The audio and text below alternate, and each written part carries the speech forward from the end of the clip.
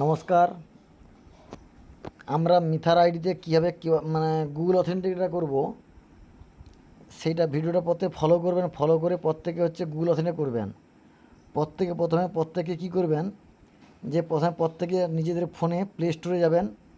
Play স্টোরে গিয়ে search বটনে মারবেন গুগল অথেন্টিকেটার।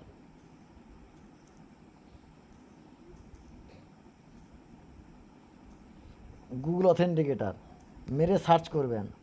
সার্চ করার পর দেবেন এই যে গুগল অথেন্টিকেটার। এই গুগল অথেন্টিকেটারটাকে আপনারা প্রত্যেকে সার্চ করবেন। এই গুগল অথেন্টিকেটার ইনস্টল করে নেবেন। ইনস্টল করার পর ওপেন আসবে।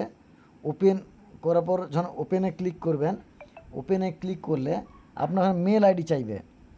সেই মেল আইডি, আপনার যে মেল আইডি আপনার মোবাইলে যেটা আছে, আপনি মেল আইডি পাসওয়ার্ড আপনি যেটা জানেন, যেই মেলের পাসওয়ার্ড আপনি জানেন, বা আপনার যে রিয়েল যে মেল আইডি, সেই মেল আইডি এখানে অপশান অলরেডি আপনার চলে আসবে। ওখানে ক্লিক করবেন।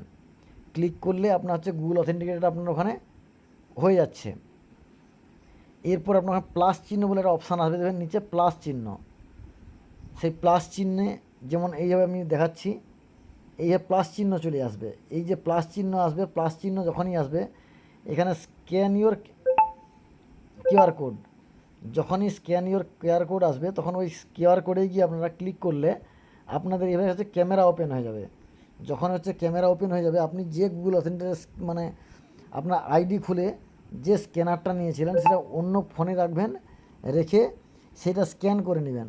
স্ক্যান করে নিলে তখন যে আপনার এই গুগল অথেন্টিকেট আপনার এখানে আপডেট হয়ে যাবে। ওকে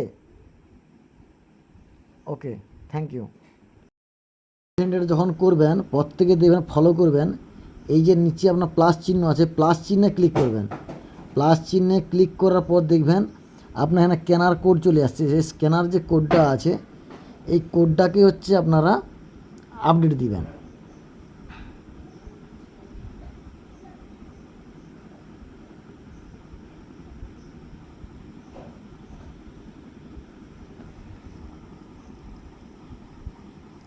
এই ক্যামেরা চলে আসবে, এটা ফলো করবেন একটু।